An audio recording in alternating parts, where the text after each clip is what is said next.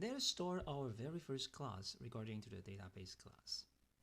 In this class, we want to talk about what is the database and what are you expecting to learn throughout the whole semester. So this is actually your ultimate introduction, not only for the class, but also for the semester. So chapter 1, database and database users. This is the outline that we will take a look throughout this whole chapter, starting with what is the database for the introduction, and then let's directly look into an example to see what is it looks like for a database. After that, we want to define the characteristics of the database, why it is different from a file, what it makes a database a database. And then we want to look into the people who are using the database, developing the database, maintaining the database, and managing the database. Finally, we want to look into some advantages of using a database as well as some disadvantages. Starting with the database introduction. Database is involved like everywhere right now in our world because computer is everywhere now. It does not have a long history that everybody has a computer, but once the computer is there, people realize how convenient it is. So think about this. You go to a bank. This is something that manages your money. So if you go to Bank of America, you plug in your BOA card, they will try to find your identity, find your information, so that you will be able to deposit, withdraw, or even make a loan with the company. Hotel reservation and airline reservation. I believe everybody has used something like Expedia or American airline kind of website. Think about this, how amazing that is using Expedia as an example. You look for a hotel in Chicago. Thousands of hotels come out at the same time, tell you what's their price, what kind of amenities that they have. More importantly, saying that if you have only one room left of your choice, and there are two people are looking at the hotel, try to make their reservation, how would you control what we call a concurrency control? Which means one person booked it, the other person will get an error message indicating, sorry, the hotel is booked. If you go into a movie theater, you will be able to stay in the line purchasing the tickets for your movie. Not only what show are you going to watch in, but also the seats that you are going to reserve for. For the daily grocery supermarket shoppings, you go in the line, scan the barcode, no matter you have the clerk to help you or you do the self-checkout. You scan the barcode, the computer system will realize the stock information of the whole supermarket. They are all examples of using the database. All of these that I showed in this slide are considered as traditional database already. There's a lot of more advanced or newer database types that we are using all the time as well. For example, YouTube's. What is the database for? It's the database for videos. iTunes is a database for musics. GIS, Geographic Information System. This is also another very hot topic that we have in these days. Thinking about if you go to Google Map, everybody use Google Map. You will be able to find a location, say in New York. As soon as you hit the direction, in seconds, probably 1 or 2 seconds, and that also contains the traffic operation time. It will be able to direct you from Arkansas to New York directly, tells you what is the best route as well as what's the traffic conditions that you have. Think how amazing it is and how fast it is. They are all advanced database systems that we use in our daily life. Not to mention you can save your favorite restaurants. You can mark the national parks that you want to go to. They are fantastic database systems in real life applications. Some more advanced stuff for data warehouses that's going to relate it to the next topic after you study the database, which is about data mining. What kind of information that you can find, you can collect from a large amount of data. And there's many other applications that you can see in the database systems. And therefore, these are the examples of extraordinary database that we use in our daily life. Of course, this is going to be your first database class or database materials that you have learned. So we will focus on the traditional materials first, so that we will be able to understand what is a database looks like. Database can be any size and any complexity. It can be as simple as an address book that you store or a phone book that you store in your phone. Right now, probably no one remembers other friends' telephone number anymore because they are all stored in your cell phone. But that is the small database that you can consider. You can store the people's name, you can store their telephone number, maybe email address, maybe office line, etc. A bigger database example is IRS. Probably everybody pays tax, and you know how it looks like when it comes to the tax season. You need to prepare multiple page of the information sent over to the IRS using your social security number as the key attribute that identifies every individuals in the IRS system. Assuming that it has 100 million taxpayers, and of course that's underestimated, and each taxpayer only file 5 forms with 400 characters of the information, and basically that's as big as 800 gigabytes already. And people has usually more forms, and of course we have more peoples that making the text files. Thinking about Amazon, how big it is and how fast it has grown. 15 million people visit per day, and about 100 people are responsible for database update. So this is also another amazing usage of the database. So what is a database? A database, starting with the data. So database is a collection of the related data. So they will collect all of the informations that fits into the theme that database try to capture. If that's IRS, then taxpayers' information is the related data. For Amazon's customers as well as the products are the informations that Amazon want to capture. So data are the known facts that can be recorded by computer. This is very important.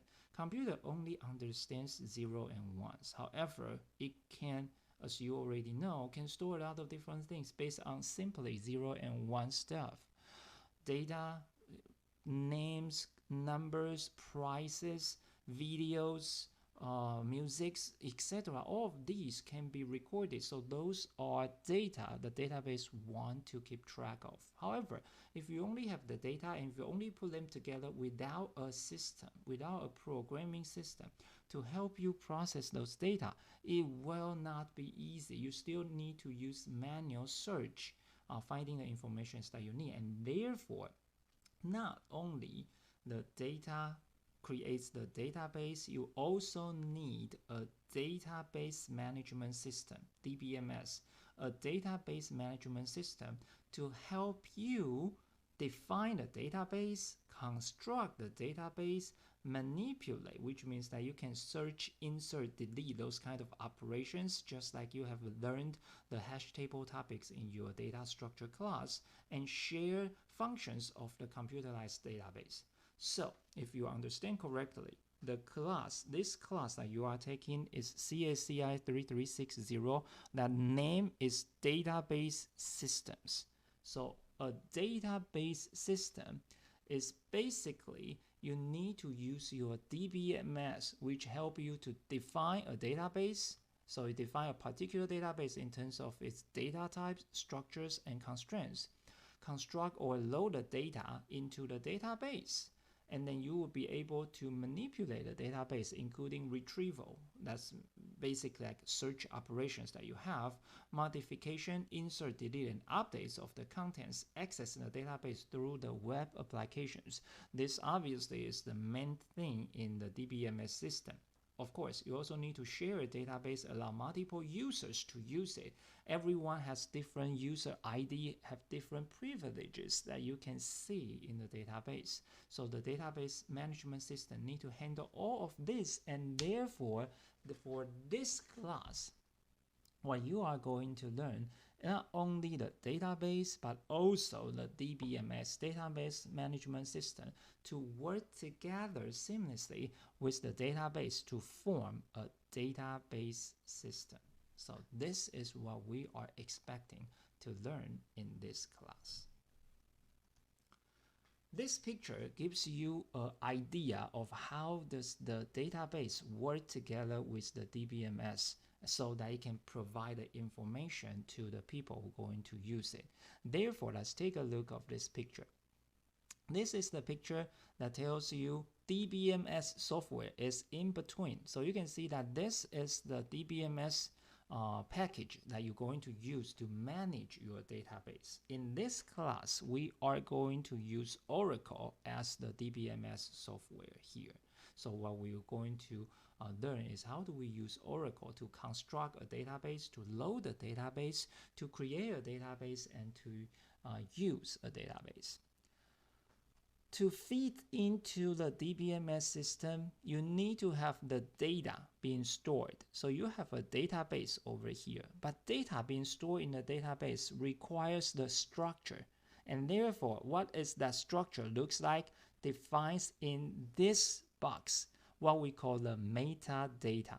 So it's stored database definition. You need to combine the two things, combines the definition of the database with the data that's stored inside the database to be able to let DBMS retrieve the information out of it.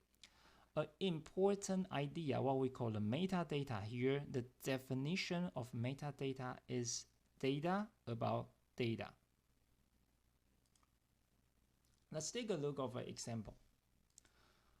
A university example, since you guys are already in UCA and you're using UCA.com to manage a lot of different things, including you try to look into your transcript, you try to sign up some courses, you want to drop some courses. So let's take a look of this as a simple example. A university database for maintaining information concerning student, courses, grades in university environment. So saying that we have 5 different tables over here. Starting with the student table, it stores the information about a student, about a course, like a CSCI 3360 database course. Course file stores data of each course. Sometimes one course has multiple sections, just like database class. It has 1, 2, 3, maybe even more different sections associated with the different courses. Based on that, you also need to report for the students who are taking what course section to get a score or the grade in the end of the semester. Of course, some courses has prerequisite, and that is also another table stores that kind of information. So if we go into the next slide, you see that this is a database consists of 5 different tables. Saying that, let's try to understand this database. Student, we have 2 students. Say we just started a university, and that's why we only have 2 students. We have their name, we have their student number indicating that uniquely which students are we looking at. Class, major, so these are the basic information about the student. If we look into the courses, indicating that there are 4 courses, 6 in this database. They are Introduction to Computer Science, Data Structure, Discrete Math, as well as the database. The next table, section. For humans, we actually can understand what does this mean. So if we look into the very first section, section identifier, 85, okay? And it is associated with math 2410. Immediately, you will reference the previous table to see that 2410 math is actually a discrete math class, so that you form some linkages between this table with that table. You also have other section identifiers. Basically, these are like your CRN number. Math has two sections. In this case, Math 2410 has one section identifier as 85, the other one is 112. So you see that that is the association between these two tables. The next one is actually even more interesting. Try to take a look of this one and guess what is the first row try to represent in the grade report. Student number 17, that means Smith. Section identifier 112, that means math class that this Smith is taking, and he get a grade of B. Therefore, you can see that this is the table that links not only one table but two, and among those, section 112 can go further back to the course section to find which course, the name of the course that Smith is taking. So they are all closely related. Obviously, there are some structures in between these 5 tables. Not to mention, each table need to define their information by what are the column name, what are the data that you want to store in each column, and what's the primary key or the most important attribute it is in each table. There's obviously a lot of different things that you need to be stored. So, database manipulation involving query and updating. So what is a query? Query means that you want to retrieve a transcript of a person. So take a look of this one. Say that I am Smith and I want to find out my transcript. So what is happening here? You basically need to go to the grade reporting, output everything that associate with my student ID 17, and then probably even generate a GPA based on what you have over here. That is a query information. Try to look into the information that you have stored in your database. Of course, updating.